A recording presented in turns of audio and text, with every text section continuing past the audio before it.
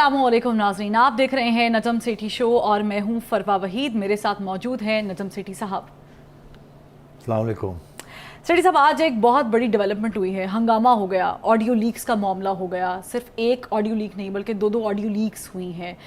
साबिक वज़ीर ख़जाना शौकत तरीन साहब की जो गुफ्तगू हुई है KPK के वज़ीर ख़जाना तैमूर झगड़ा के साथ, और उसके बाद फिर हमने देखा कि जो मौजूदा पंजाब के वज़ीर ख़जाना है मोहसिन लगाड़ी, उनके साथ भी उनकी गुफ्तगू हुई है। और ये जो लीक हुई है इसने बहुत सारे सवालात खड़े कर दिए हैं। हमने आपसे भी बहुत सारे तबसरे हासिल करने हैं, सवालात पूछने हैं, लेकिन वो ऑडियो लीक है क्या, वो मामला क्या है, पहले अपने नाज़रीन को दिखा देते हैं।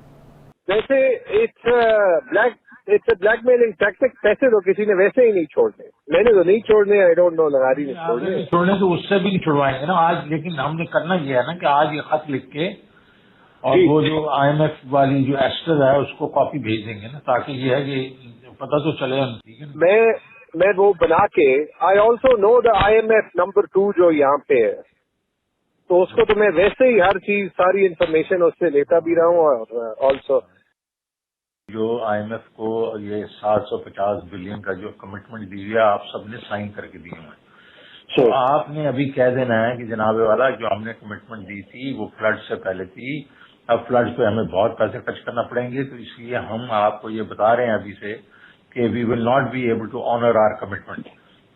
बिल्कुल यही लिखना है आपने और कुछ नहीं करना सर। इससे सर एक चीज, इससे हमारी स्टेट को तो नुकसान नहीं होगा सर। मैं थोड़ा would Pakistan as a state suffer because of this? ये तो जरूर होगा कि IMF कहेगा कि जी अच्छी पैसे किधर से पूरे करेंगे, तो ऐसा चीज करेंगे ना कि जो हम ये ना नजर आए कि हम स्टेट को नुकसान पहुंचा रहे हैं। ऑडियो आपने सुन लिया। 2019 में अगर हम जिक्र करें तो पाकिस्तान तहरीक इंसाफ सेठी साहब गई थी IMF के पास, ये तो कंटिन्यूटी में जा रहे हैं ना। और फिर हमने देखा कि ऐसे मौके पर ये ऑडियो लीक हुई है, जबकि हम बोर्ड मीटिंग में एंटर करने वाले हैं, वाशिंगटन में ये बोर्ड मीटिंग होनी है। आपके लिए ये हैरान कुन है ऑडियो लीक होना? आपका इस पर क्या तबसरा है? देखिए फरो, मैं तो जब आज सुना मैंने ये, तो I went into a state of shock. कभी भी किसी सूरत में भी मैं ये तवक्को नहीं कर सकता था कि शौकत तरीन और तैमूर झगड़ा ऐसी बात करेंगे। मगर जब मैंने वो गौर से सुना तो उससे तो ज़ाहिर हो गया कि दे आर फॉलोइंग ऑर्डर्स। ग़ालिबन हवाला दिया जा रहा है किसी एक मीटिंग का जिसमें इमरान खान साहब भी थे और KP के चीफ मिनिस्टर भी थे, जिसमें ये फ़ैसला किया गया कि ये काम करना है। और फिर उसके बेस के ऊपर शौकत तरीन साहब ने मोहसिन लगारी को फ़ोन किया और इधर तैमूर झगड़ा को फ़ोन किया, और दोनों को एक ही बात कही कि आप ये ख़बर अब आपने IMF को बताना है कि हम कोई पैसे वापस नहीं कर सकेंगे। ठीक है, हमने वादा किया हुआ था कि हम जो हमारे पास पैसे बच जाएंगे साल के आखिर में ख़र्च करने से, वो हम वापस कर देंगे फेडरल गवर्नमेंट को, बिकॉज़ इनका बजट जो आता है उसका large part of that budget, बेशतर मैं समझता हूँ 60-70% जो बजट होता है प्रोविंसेस का, वो फेडरल गवर्नमेंट देती है इनको नेशनल फाइनेंस कमीशन अवार्ड के तहत। ये अपने पैसे तो बहुत कम कलेक्ट करते हैं, तो फेडरल गवर्नमेंट इनको पैसे देती है। और होता ये है कि फेडरल गवर्नमेंट ये कहती है कि जब आप जो पैसे नहीं खर्च पाएंगे फॉर वट एवर रीज़न, तो वो आप मेहरबानी करके हमें साल के आखिर में वापस कर दिया करें। ये एक जेन्युइनली एक पुराना मुआहदा चल रहा है कि NFC अवार्ड में हम आपको इतने पैसे देते हैं, अगर जो कोई पैसे बच जाएंगे तो वो मेहरबानी करके वापस कर दिया कीजिए, क्योंकि हमारा जो फेडरल खसारा है वो फिर कम हो जाता है, और जब वो कम हो जाता है तो फिर IMF और बाकी जो हमारे टारगेट्स हैं वो मीट हो जाते हैं। तो ये हर साल जब बजट बनता है तो उससे पहले ये इनफॉर्मली, स्पेशली जब NFC का अवार्ड होता है, तो ये तय हो जाती है चीज़ें कि सरप्लस जो एक्स्ट्रा रह जाता है खर्च पैसा, वो वापस करेंगे आप फेडरल गवर्नमेंट को, क्योंकि फेडरल गवर्नमेंट ने आपको दिया होता है। तो इसमें ये वाज़े कर दिया शौकत तरीन ने कि हाँ आपने अग्री तो किया हुआ है, लगारी साहब को कह रहे हैं आपने अग्री तो किया हुआ है कि आप पैसे वापस करेंगे, मगर आप फ्लड्स का बहाना लेके आप कह दें कि हमने पैसे वापस नहीं करने। और उधर भी उसको भी कहा झगड़े को कि आपने पैसे वापस नहीं करने, और आप यही कहें कि फ्लड की वजह से आप पैसे वापस नहीं कर रहे। अब इसमें 2-3 चीज़ें जो मेरे जहन में आती। पहली बात तो ये कि मैं हैरान हूँ कि शौकत तरीन जैसा शख्स और तैमूर झगड़ा जैसा शख्स, ऑनेस्टली मैं दोनों की ज़ाती तौर पे बड़ी इज़्ज़त करता हूँ। तैमूर झगड़ा को मैं नहीं जानता, शौकत तरीन को मैं जानता हूँ। शौकत एक अच्छा आदमी है और दोस्तों का दोस्त है और अपराइट है बहुत, और दलेरी के साथ फैसले करते हैं और अच्छे फैसले आमतौर पे होते हैं। कभी कभी कारोबार में कामयाबी नहीं उनको हासिल हुई, मगर उनकी अच्छी रेपुटेशन, पेट्रियाटिक रेपुटेशन, इसीलिए इन्होंने एक पीपीपी गवर्नमेंट, एक नून लीग गवर्नमेंट, मेरा ख्याल है नून लीग की गवर्नमेंट थी जिनका इन्होंने साथ दिया था, या शायद पीपीपी की थी, और पीपीपी की थी, और उसके बाद फिर उस वक्त भी ये फाइनेंस मिनिस्टर से एडवाइज़र थे फाइनेंस, और अब भी इनको सेनेटर बनाया गया और पीटीआई की गवर्नमेंट में, और इनको फाइनेंस मिनिस्टर बनाया गया। और हम यही समझते थे कि ही इज़ अ प्रोफेशनल, और कोई ऐसा काम नहीं करेंगे जिसके साथ पाकिस्तान की रियासत को और मुल्क को नुकसान हो। और इसीलिए जब ये आए थे तो इन्होंने जब कहा कि IMF का प्रोग्राम मैं अब नेगोशिएट करके थोड़ा ठीक करूँगा, क्योंकि हफीज़ शेख साहब ने जो प्रोग्राम नेगोशिएट किया था वो इतना अच्छा नहीं था, मैं इसको थोड़ा सा बेहतर करूँगा, और इन्होंने IMF के साथ साइन ऑफ किया। और मगर अफसोस इस बात का था कि जब ये हुकूमत गई तो उससे जाने से कबल इन्होंने IMF का प्रोग्राम तोड़ दिया, और जो कीमतें बढ़ानी थी वो नहीं बढ़ाई। वो एक सियासी फ़ैसला था, अगर ये रह जाते तो इन्होंने वही करना था जो ये करने जा रहे हैं। तो पहली बात तो ये कि मैं हैरान हूँ कि शौकत तरीन साहब ने इस किस्म का रवैया इख्तियार किया है कि एक किश्ती में ये बैठे हुए थे, और किश्ती को समझे पाकिस्तान है, किश्ती में ये बैठे हुए थे, तूफ़ान आ रहा था, किश्ती चला रहे थे ये। जब इन्होंने देखा कि शायद हमें निकाल दिया जाए किश्ती से, तो इन्होंने ये कूद गए और किश्ती के जाते जाते चाकू मार दिया ताकि पानी किश्ती में आना शुरू हो जाए, क्योंकि जब इन्होंने IMF का प्रोग्राम तोड़ दिया जाने से पहले। अब जबकि मिफ्ता इस्माइल और शहबाज शरीफ साहब की हुकूमत आई है, जिसके ऊपर उनकी बड़ी तनकीद हो रही है, उनकी अपनी पार्टी के अंदर बड़े मसले बने हुए हैं कि जी आप क्यों ये सख्त फैसले कर रहे हैं, मगर उनका भी वही मौक़िफ़ है जो कि इमरान खान का उस वक्त मौक़िफ़ था कि मुल्क के लिए बहुत कुछ करना पड़ता है। अब क्योंकि इक़्तिदार में आए हैं तो ये इन्होंने कहा कि अब हमें करना पड़ेगा। इमरान खान ने जब देखा कि मैं इक़्तिदार से बाहर जा रहा हूँ तो किश्ती जो है ना उसके अंदर एक सुराख कर दिए, अब पानी आना शुरू हो गया। इन्होंने आके उसको बंद किया और किश्ती को चलाने की कोशिश कर रहे हैं, जो तूफ़ान पाकिस्तान की मईशत का आया हुआ है। और इन्होंने अब जाके फिर ये सारी जो चीज़ आपने सुनी है, इसके पीछे कोशिश ये है कि किसी तरीके के साथ IMF जो 1.17 बिलियन जो अरब डॉलर देने जा रही है, परसों आज मीटिंग है और परसों तरसों वो सैंक्शन हो जाएगा, तो उसको किसी तरीके के साथ उस किश्ती को डुबो दिया जाए। इससे बिल्कुल और कुछ नहीं कि IMF को ये बताया जाए कि 750 अरब रुपया जो प्रोविंसेस ने वापस देना था, जो कि फेडरल गवर्नमेंट का खसारा, उन्होंने जो आपको वादा किया हुआ है, जो वादा हमने किया था, हम वो वादा पूरा नहीं कर सकते। अच्छा, अब बात ये है कि शायद इसमें हकीकत भी हो कि वो वादा शायद पूरा ना करें। उसकी वजह यह है कि कभी बहुत कम मौक़े आए हैं पाकिस्तान की तारीख़ में कि जो वादे किए जाते हैं बजट के ऊपर वो पूरे किए जाए। ना फेडरल गवर्नमेंट पूरे करती है, फिर मिनी बजट्स करने पड़ते हैं, और जो प्रोविंसेस ने भी पैसे देने होते हैं उसमें भी कटौतियाँ हो जाती हैं। वो सारे पैसे जो वादा किया होता है वो मिलते नहीं हैं, मगर बजट जब बनता है तो उसमें लिखा जाता है कि आप ये देंगे, वो बजट उस तरीके से बनता है, फिर रिवाइज़ होता है बजट ड्यूरिंग द ईयर। तो इन्होंने 2 दिन पहले ये ऐलान कर दिया है कि हम तो पैसे नहीं दे सकते, और पंजाब को भी कहा आप भी ना दें और हम भी नहीं देंगे। और हालांकि पंजाब को सबसे ज़्यादा पैसे हुकूमत से नेशनल फाइनेंस कमीशन के अवार्ड के तहत मिलते हैं और KP को कम मिलते हैं, बिकॉज पंजाब की पॉपुलेशन जो है वो डबल है ऑफ KP लगभग, तो इसलिए उनको ज़्यादा पैसे मिलते हैं फेडरल गवर्नमेंट से। तो ये तो बिल्कुल ऐसे है जैसे कि आप पाकिस्तान की किश्ती डबोने जा रहे हैं आप। और अगर आप ये 1 माह पहले जाके फाइनेंस मिनिस्टर से बात कर लेते तो क्या मसला था, उसने आपको कहना था, जो कि अभी मिफ्ता इस्माइल ने बात की है कि हम तो आपके साथ हमेशा डिस्कशन में रहे हैं कि वो देखा जाएगा जब वक्त आएगा, अगर आप पैसे नहीं दे सकेंगे तो मत दीजिएगा, देख लेंगे उस वक्त, और आपको चाहिए होंगे तो और दे देंगे। ये तो हमेशा होता है हर साल। तो इस वक्त ये बात करने का जवाज़ नहीं बनता, सवाए इसके कि एक साजिश के तहत कि किसी तरीके के साथ IMF को पाकिस्तान ना आने दिया जाए। अगर IMF नहीं आएगी तो ये गवर्नमेंट गिर जाएगी और फिर इनको इलेक्शन की तरफ जाना पड़ेगा। मैं इसलिए ये कह रहा हूँ कि इसके पीछे एक साजिश है, इसके पीछे मुहिबुल वतनी नहीं है, एक ज़ाती इमरान खान की साजिश है और ख्वाहिश है उनकी।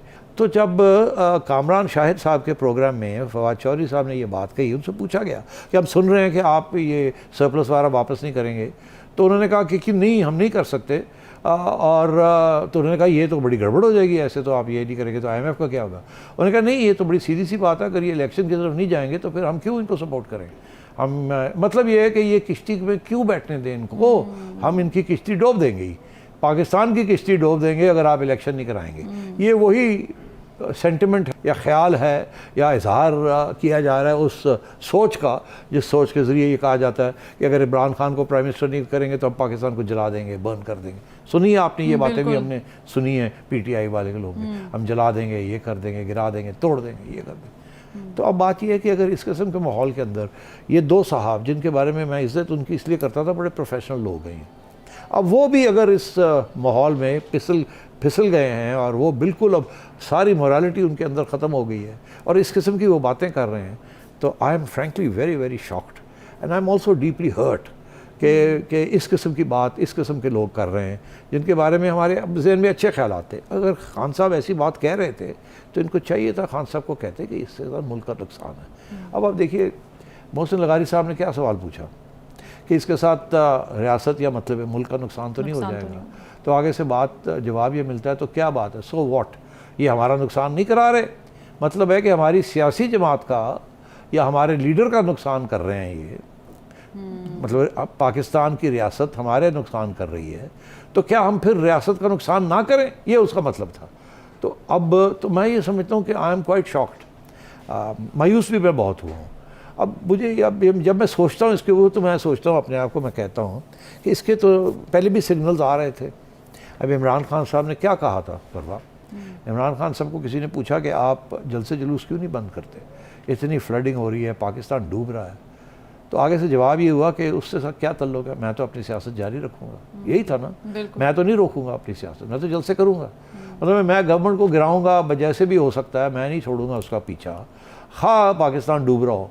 अच्छा, तो इससे मुझे मैं वहाँ उस वक्त भी मैं परेशान था, मैंने कहा यार ये क्या बात हुई, आप 10 दिन के लिए अपने जलसे रोकते, क्या आपका क्या हाल है इन जलसों के साथ, अगले 10 दिन में आप इक़्तिदार में आ रहे हैं, ऐसी तो कोई सूरत हाल नहीं है, ना ही आपके ये धमकियों के साथ इलेक्शन होने जा रहे हैं, तो आप 10 दिन रोक दें, आवाम के साथ खड़े हो जाएं वहाँ और कुछ करें आवाम के लिए।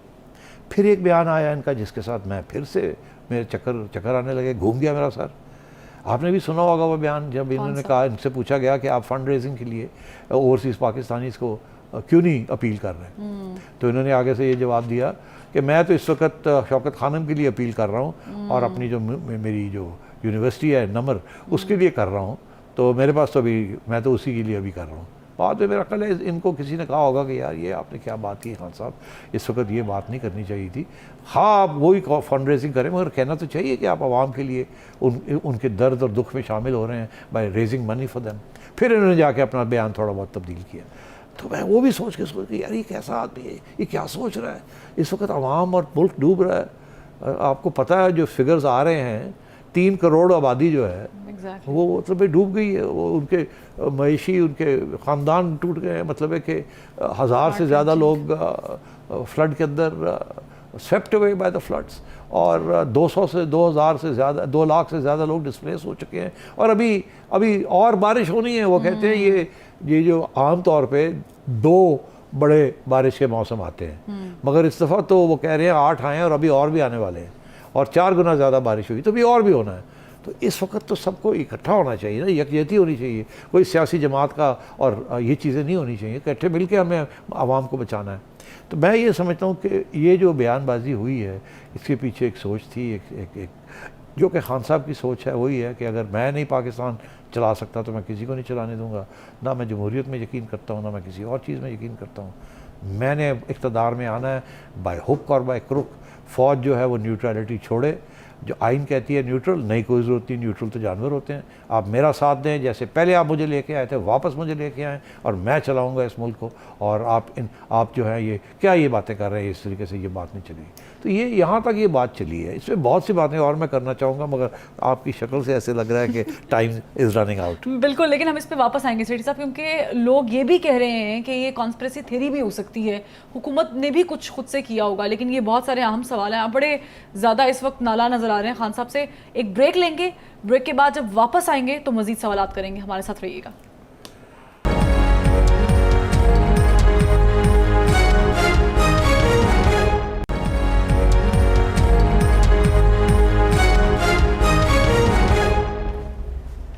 ब्रेक के बाद वेलकम कहेंगे। सेठी साहब, आप बड़ी तारीफ कर रहे थे शौकत तरीन साहब की, लेकिन मुझे एक बड़ी मुमासलत लगती है गिल साहब के केस में और शौकत तरीन साहब के केस में, और वो ये है कि दोनों इलेक्ट होकर नहीं आए हैं, पैराशूट की तरह आए और फिर एकदम से तबाही मचा दी। ऐसी तबाही मचा दी कि एक की ऑडियो लीक हो गई, एक की ऑडियो पे मसले खड़े हो गए, वो पेशियां भुगत रहे हैं, यहाँ पर और मामला शुरू हो गया, और इसका बैकलैश जो है वो पाकिस्तान तहरीक इंसाफ को भुगतना पड़ रहा है। यानी अब सोचना पड़ रहा है लोगों को कि अब क्या करना है आगे, जो सपोर्ट कर रहे हैं। लेकिन ऐसे में बहुत सारे सवाल और भी उभर रहे हैं, क्योंकि शौकत तरीन साहब तो वो हैं, बड़े फ्रैंक शख्सियत है उन लोगों के साथ जो उनको लेकर आए थे। अब ये बड़ा ही क्वेश्चनेबल है कि जो लेकर आए थे उन्हीं के खिलाफ शौकत तरीन साहब डायरेक्ट हो गए हैं। इस्टेब्लिशमेंट लेकर आई थी, इस्टेब्लिशमेंट को रिप्रेजेंट कर रहे थे, ज़ाहिर है चूँकि ये टेक्नोक्रेट है, ये कोई नुमाइंदे थोड़ी हैं, लेकिन उन्हीं के खिलाफ उन्होंने बातें करना शुरू कर दी, बल्कि पूरी प्लान करना शुरू कर दी मिनिस्टर्स को साथ इन्वॉल्व करके कि आपने ये नहीं करना, आप लेटर लिख दें, ये कर दें। बहरहाल बड़ा ताज्जुब है, लेकिन इसके साथ एक और भी क्वेश्चन बड़ा इंपॉर्टेंट है, वो ये है कि जब राई होती है तो राई का पहाड़ भी होता है। अब बहुत सारे लोग ये कह रहे हैं कि हो सकता है, ये मैं नहीं कह रही, ये बहुत सारे लोग कह रहे हैं, अवामी सवाल है कि हो सकता है कि ये कॉन्स्पिरेसी थ्योरी हो, यानी जो मौजूदा गवर्नमेंट है वो IMF के साथ मुआहिदा तय पा ना रहा हो, पैसे मिल ना रहे हों, और इसी चक्कर में उन्होंने ये पूरी की पूरी कहानी जो है वो गढ़ दी हो। नहीं, बड़ी अच्छी आपने याद कराया हमें कि शौकत तरीन साहब तो बड़े करीब थे रियासत के और इदारों के, और इदारे उनकी बड़ी तारीफ़ करते थे, इसीलिए उन्होंने खान साहब को कहा कि हफीज़ शेख को फारग करें, इनको लेके आएँ। और अगर ये यहाँ ना आते तो कोई केयर टेकर गवर्नमेंट आती तो ज़रूर उसमें शौकत तरीन साहब होते। तो पहली बात तो आपने सही कही। और फिर गिल के बारे में भी आपने ये कहा कि ये तो प्रोफेशनल लोग हैं, इनसे तो तवक्को की जाती है कि ये पहले रियासत का सोचेंगे फिर सियासी जमात का सोचेंगे, क्योंकि इलेक्ट होकर तो आते नहीं हैं, इन्होंने तो जवाब देना नहीं है। सिर्फ जवाब अगर देना है अपने ज़मीर को देना है या रियासत को देना है, पाकिस्तान को देना है। तो ये तो आपने बड़ी अच्छी ये पॉइंट आउट किया। मगर फिर मुझे याद ये पड़ता है कि यही इस्टेब्लिशमेंट है जो इमरान खान को लाई थी, तो ये तो फिर सारी बात घूम फिर के वहीं चली जाती है कि अब वो भुगत रहे हैं।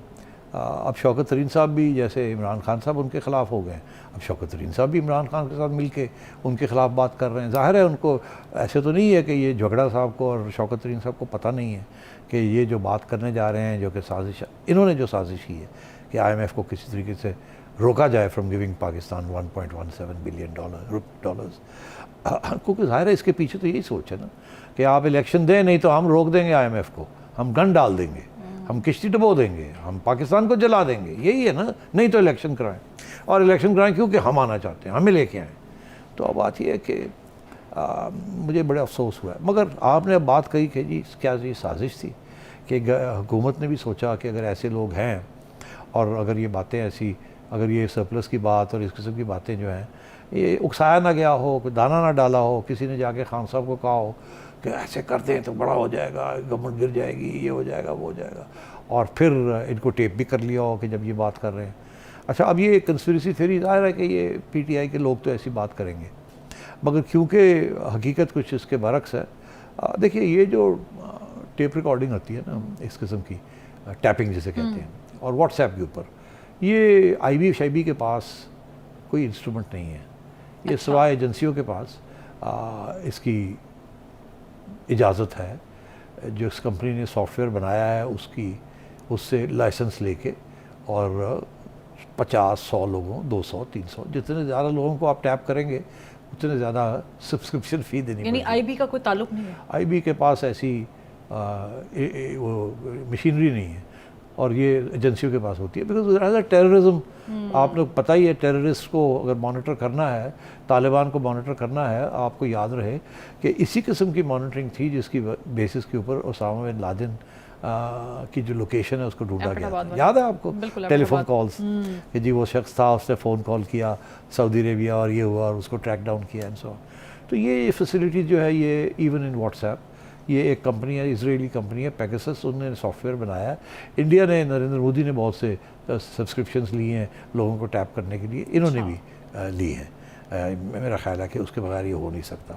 तो अब बात यह है कि अब व्हाट्सएप भी, अगर आपका ख्याल है कि आपको भी टारगेट किया जा रहा है, तो फिर आप व्हाट्सएप पे भी कोई ऐसी बात ना करें जो कि कल आपको सुनाई जाए ऐसे। तो ये तो एक आपको अब समझ आ जानी चाहिए। अगर मगर तुम्हें फ़िक्र नहीं है, यू शुड नॉट वरी। अगर किसी ने वरी करना है तो आई शुड वरी। अच्छा, मगर अगली बात ये है कि ये गवर्नमेंट ने ऐसी साजिश नहीं कर सकती थी। ये हो ये रहा है कि ये खान साहब ने जो इस्टेब्लिशमेंट के साथ टक्कर ले ली है ना, ये बड़ी महंगी पड़ेगी उनको, क्योंकि तारीख ये बताती है कि जो भी सिविलियन इस्टेब्लिशमेंट के साथ टक्कर लेता है वो उसका हशर बुरा ही होता है।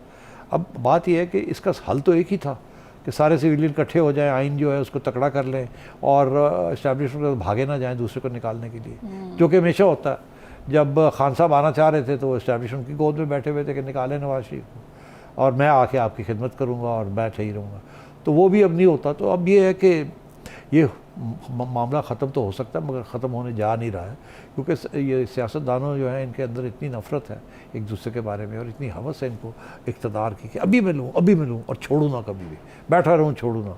तो इसीलिए तो ये सारा कुछ जो आप देखते हैं जो होता है। तो अब बात ये है कि आपने कहा कि ये इसके साथ IMF प्रोग्राम, मेरा ये ख्याल है कि IMF को भी पता है इस बात का, ये ज़रूर ये बात वाशिंगटन में डिस्कस हुई होगी, क्योंकि ये सारी की सारा ख़त जो है ये IMF तक पहुंचा दिया गया है। झगड़ा साहब कहते हैं मैंने नहीं दिया, तो मैम आपने नहीं दिया, चले पहुंच तो गया ना उनके पास, और आपने टेप पे तो कहा कि मैं जानता हूँ और मैं पहुंचा दूंगा। अगर आप कहते हैं मैंने नहीं पहुंचाया तो ठीक है, आपने नहीं पहुंचाया मगर पहुंच तो गया ना। मिफ्ता इस्माइल साहब ने आज कहा है ना कि जी मैंने बात की है, उन्होंने कहा जी हाँ हमारे पास आ गया है। उन्होंने ये नहीं बताया कि झगड़ा साहब ने दिया, किसी और ने दे दिया होगा, झगड़ा साहब ने दिया होगा, पहुंच गया और उनको दे दिया PTI ने, किसी ने दे दिया, अल्लाह खैर सुल्ला, या पंजाब हुकूमत ने या फवाद चौधरी ने दे दिया, किसी ने दे दिया। एक ईमेल ही है ना, वो किसी ईमेल से आप भेज सकते हैं उनको, ख़त्म हुई बात। तो पहुंचाने वाली बात है, देने वाली बात नहीं है, तो पहुंचा दिया गया। ये मैं नहीं समझता कि IMF इस स्टेज पे कि वो पीछे हट जाएंगे। अब उन्होंने एक कमिटमेंट कर दी है, उन्हें भी हकीकत का पता है कि आमतौर पे ज़्यादा पैसे वापस नहीं आते।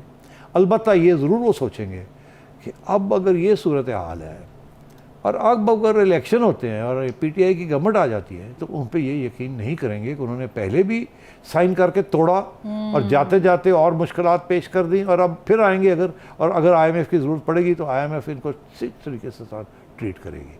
तो इसलिए मेरा ख्याल है इन्होंने अपना ज़्यादा नुकसान करा लिया है और हुकूमत का और रियासत का उतना नुकसान नहीं करा सके जितनी इनकी कोशिश थी। ब्रेक लेंगे और ब्रेक पे जाने से पहले हमने एक अच्छी खबर जो है वो सुन ली है, वो ये कि IMF ने मंजूरी दे दी है। बहरहाल क्या पाकिस्तान अब भी डिफ़ॉल्ट में जा सकता है, नहीं जा सकता है, इस पे बहुत ज़रूरी है सेठी साहब का तबसरा। लेकिन एक ब्रेक के बाद हमारे साथ रहिएगा।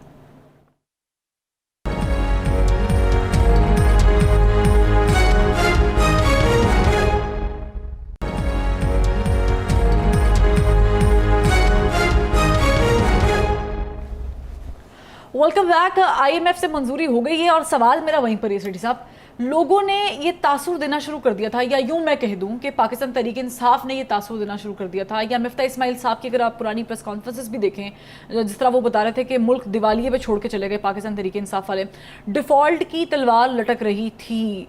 बड़ा मेरे लिए ये हार्ट रंचिंग है कि मैं आपसे ये पूछूं कि डिफ़ॉल्टेड कंट्रीज़ कैसे गुजारा करती हैं। एक तो आप इस पर रोशनी डाल दें कि क्या होता क्या है अवाम के साथ, दूसरा ये कि क्या अब भी हमारे ऊपर ये तलवार लटक रही है या अल्हम्दुलिल्लाह पढ़ लें कि ये हो गया। जी हाँ, अब डिफ़ॉल्ट क्या चीज़ है जिसको डिफ़ॉल्ट कहते हैं। देखिए आपने खुद ही लफ्ज़ इस्तेमाल किया दिवालिया, तो मैं शुरू वहीं से करता हूँ कि अगर आपका दिवालिया हो जाए, बेरोज़गार हो जाएं आप, आपकी तनख्वाह आनी बंद हो जाए, आपके पास बैंक में कोई पैसे ना हो, सेविंग्स ना हो, ठीक है ना, सेविंग्स ना हो, ख़त्म हो जाए, तो आप कहाँ से खाना पीना लेंगी? उधार करेंगी, किसी के पास जाएंगी, कहेंगी मुझे उधार दे दो, वो आपको उधार दे देगा।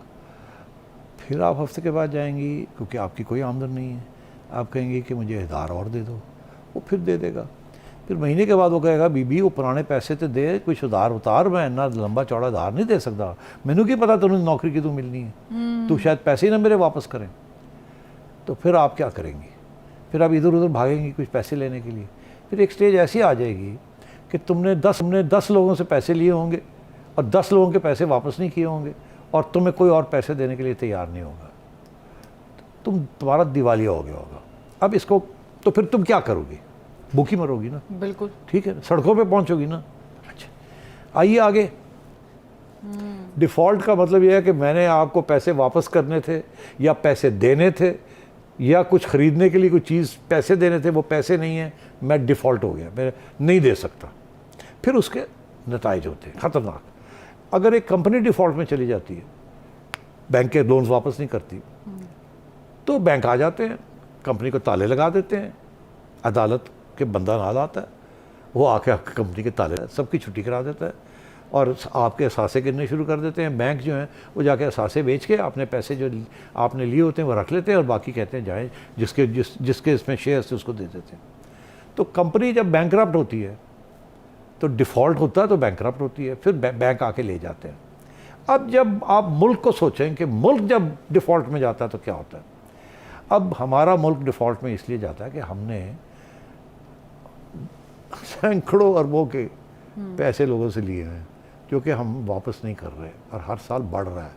वो मिफ्ता इस्माइल कहता ना कि इमरान खान ने, हम जब छोड़ के गए थे तो इतने कर्ज़े लिए हुए थे, इमरान खान ने 4 महीने में उतने कर्ज़े और ले लिए जितने के पिछले 10 साल में नहीं लिए थे और इतनी बुरी तरीके से हुकूमत को चलाया। तो इसलिए जब मुल्क बैंकरप्ट होता है तो फिर ये होता है कि जो आप ख़रीदो फ़रोख्त मुल्क बाहर से कर रहा होता है, आपकी इम्पोर्ट्स इस वक्त हर चीज़ जो आप लोग खाते पीते, ये जो कपड़े पहने हुए हैं आपने, ये जो लिपस्टिक आपने लगाई हुई है, ये सारी इंपोर्ट हो रही है। इसके लिए डॉलर चाहिए लोगों को देने के लिए। आपकी एक्सपोर्ट सिर्फ 30 अरब डॉलर है, समझे 30 रुपए है। आप जो इंपोर्ट कर रहे हैं खाने पीने के लिए यहाँ और गाड़ियाँ और ये और वो सारा और रॉ मटेरियल जिसके साथ आप और भी चीज़ें बनाते हैं, वो कोई 80 के करीब है। 80 रुपये और 30 रुपये, 50 रुपये का खसारा है। अब वो पैसे कहाँ से आएंगे? अगर आप वो नहीं दे पाएंगे बाहर वालों को जिनसे आप माल ले रहे हैं, तो वो आपको देना बंद कर देंगे। जब आपको देना बंद कर देंगे तो फिर ये दुकानें सारी बंद हो जाएंगी। दुकानें बंद हो जाएंगी जो बेचती हैं ये चीज़ें, फैक्ट्रियाँ जो इस्तेमाल करती हैं वो बंद हो जाएंगी। जब वो बंद हो जाएंगी तो बेरोज़गार वो लोगों को निकाल देंगे मुलाजमत से कि जी साड़ी तो फैक्ट्री बंद हो गई, इम्पोर्ट कर ही नहीं सकते हम। और या ये होगा कि डॉलर जो है, रुपया का अगर 150 रुपये का $1 मिलता है तो वो 300-400 पे डॉलर चला जाएगा, क्योंकि फिर वो डॉलर में आपने पेमेंट करनी है। डॉलर में आप कमा तो रहे नहीं उतना, कमा तो आप 30 रुपये रहे हैं, आपने देने 80 रुपये। तो फिर तक प्रॉब्लम बन जाता है कि आप उस सूरत पे आ जाते हैं जहां आप अपने कर्जे वापस नहीं कर सकते। फिर आप भागते हैं IMF के पास, फिर आप वर्ल्ड बैंक के पास भागते हैं कि हमें और कर्जा दो और दो, और फिर आप सऊदी अरेबिया के पास जाते हैं, कतर के पास जाते हैं, बहरीन के पास जाते हैं, हम चाइना के पास जाते हैं, उधार दो, मर गए। अब चाइना आपको दे देता है थोड़े बहुत पैसे क्योंकि आपका एक स्ट्रेटेजिक अलायंस है उनके साथ, मिलिट्री अलायंस है। अमेरिका भी दे देता है, वो आपको चाहता है कि चलो थोड़े बहुत देते रहो, इधर उधर ना हो, एटॉमिक पावर है, कल को ये रोग ना हो गए, इधर उधर ना हो जाए। तो इसी तरीके से लोग आपको बेल आउट करते रहते हैं। जब आप तैरना आपको क्रैम्प पड़ जाता है, आप तैर नहीं सकते, तो वो लाइफ बोट फेंक देते हैं। डिफ़ॉल्ट बहुत ख़तरनाक चीज़ है। श्रीलंका में क्या हुआ? श्रीलंका टूरिज़्म के ऊपर ज़िंदा था। टूरिस्ट आते थे और पैसे डॉलर ला के थे, उसके साथ वो इंपोर्ट करते थे अपनी खाने पीने की चीज़ें। जब कोविड की वजह से टूरिज़्म ना आए, डॉलर ना आए और इंपोर्ट जो है वो बंद करनी पड़ी बिकॉज आपके पास पैसे नहीं से देने के लिए, तो वो डिफ़ॉल्ट हो गया। जब डिफ़ॉल्ट हो गया तो चीज़ें बंद हो गई मिलनी, और पेट्रोल जो है उसकी कीमत कहीं चढ़ गई, डॉलर कहीं चला गया, और लोग जो है बेरोज़गार हो गए, वो बाहर आए, सड़कों पे आ गए। तो डिफ़ॉल्ट, एक मुल्क जब डिफ़ॉल्ट करता है तो बहुत ख़तरनाक बात होती है। उसके बाद फिर तबाही ही तबाही होती है, किसी की रोटी पानी पूरा नहीं होता। सरमायादार को इंपोर्ट करके रॉ मटेरियल नहीं मिलता, बाकी जो लोकल कारखाने हैं वो बंद हो जाते हैं बिकॉज रॉ मटेरियल इंपोर्ट हो रहा होता है, उसके लिए पैसे नहीं होते, कर्जे बढ़ते जा रहे होते हैं और लोग आपको पैसे नहीं देते और आ जाते हैं साढ़े पैसे दो। फिर वो आके कहते हैं अच्छा आपने पैसे नहीं देने, ये मोटरवे हमें दे दें, ये इतनी ज़मीन एकड़ हमारे नाम पे कर दें, तो आपका मुल्क जो है ना वो दिन ब दिन जो है ना वो डिसमेंटल होता जाता है। तो डिफ़ॉल्ट बहुत ख़तरनाक चीज़ होती है। उसके साथ आम आदमी, उसकी रोज़मर्रा की ज़िंदगी तबाह हो जाती है, बेरोज़गारी शुरू हो जाती है, महंगाई इतनी कि आप इमेजिन नहीं कर सकते, कंपनियां बंद होनी शुरू हो जाती हैं और बाहर के मुल्क आके ऐसे बैठ जाते हैं आपके ऊपर कि सानू दो, नहीं तो फिर देखो क्या करते हैं हम आपको, क्योंकि उन्होंने पैसे दिए हुए होते हैं। तो फिर आपकी फ़ौज को तकलीफ़ होती है, फ़ौज को हथियार नहीं मिलते, दूसरे मुल्क जो है वो अपनी 5th जनरेशन वॉरफेयर तेज़ कर देते हैं और आप एक ऐसी स्टेज पे आ जाते हैं जैसे आप मुल्क को संभाल नहीं सकते। फिर एक इनकलाबी सूरत हो जाती है और वो इनकलाब आपको कहाँ ले जाता है और क्या तबाही आती है वो अगली बात होती है। वन लाइनर, पाकिस्तान डिफ़ॉल्ट की ज़ुमरे में अभी भी है, डर है, नहीं है? फौरी तौर पे तो IMF का प्रोग्राम अनाउंस हो गया है, जिसकी वजह से बहुत से पैसे आने शुरू हो जाएंगे। कुछ IMF से आएंगे, कुछ वर्ल्ड बैंक से आएंगे, बाकी ममालिक जो रुक के बैठे हुए थे IMF देगा तो हम देंगे और IMF आपको मॉनिटर करेगा कि आप सही पॉलिसीज़ चला रहे हैं या नहीं, या आप फिर गड़बड़ तो नहीं कर रहे कि आप पैसे नहीं दे सकेंगे। अब वो ये मेक श्योर कर रहे हैं कि आप अगले साल पैसे जो हमसे लिए हैं वो आप इस तरक्की करेंगे और आप पैसे देंगे हमें, तो फिर आपको और पैसे मिलेंगे और ये पुराने जो कर्ज़े हैं ये कम करें, इनको ज़्यादा ना करें। तो अभी तक अब तो फौरी तौर पे तो मिफ्ता इस्माइल और शहबाज शरीफ ने आपको डिफ़ॉल्ट से बचा लिया है। ठीक है। अगर इमरान खान साहब रह जाते तो यकीनी तौर पे ये भी और कर्ज़े लेके IMF का प्रोग्राम साइन करके ये भी शायद डिफ़ॉल्ट से बचा लेते, मगर इन्होंने जाते जाते आपको डिफ़ॉल्ट पे फेंक दिया कि अब आप बच ही ना सके, हम जा रहे हैं तो मरो फिर तुसी। इसलिए फिर जो मैं कश्ती की बात करता हूँ कि जाते जाते इन्होंने कश्ती जो है ना वो तोड़ दी और कहा कि जब डूबे कश्ती के अंदर जो भी बैठा हुआ मुल्क का कश्ती, तो उसको इन्होंने ये किया। तो अब ये सूरत हाल ये है कि इस वक्त कोई ख़तरा नहीं है, पैसे अब आएंगे। अब आप देखिएगा अगले 15 दिन के अंदर अंदर कम से कम 7-8 बिलियन डॉलर्स आपको मिल जाएंगे। कुछ IMF से आएंगे, कुछ सऊदीया से आएंगे, कुछ इधर से कुछ उधर से, जिसकी वजह से स्टेट बैंक के जो सेविंग्स हैं, जो रिजर्व्स हैं, इस वक्त 7-8 बिलियन पे पहुंचे हुए, फिर चढ़ने शुरू हो जाएंगे, डॉलर का रेट गिरना शुरू हो जाएगा, मार्केट के अंदर आसानी से डॉलर्स मिलने शुरू हो जाएंगे और आपका रुपया जो है जो इस वक्त 250, 230, 40 पे पहुंचा हुआ है, वो फिर 200 रुपये पे आ जाएगा और महंगाई गिरनी शुरू हो जाएगी। ठीक है सेठी साहब, वो लेकिन कहते हैं ना कि all is well when the end is well. सुबह से ये शुरू हुआ नाजरीन किस्सा एक ऑडियो लीक से, लेकिन आखिर में हमें एक ख़बर मिलती है, वो ये है कि IMF से मुआहदा तय पा गया है, यानी एक होप जो है वो उजागर हो गई है। बहरहाल फीडबैक ज़रूर दीजिएगा। फरवा वहीद को नजम सिटी प्रोग्राम से इजाज़त दीजिए, फिर मुलाकात होगी। अल्लाह हाफ़िज़।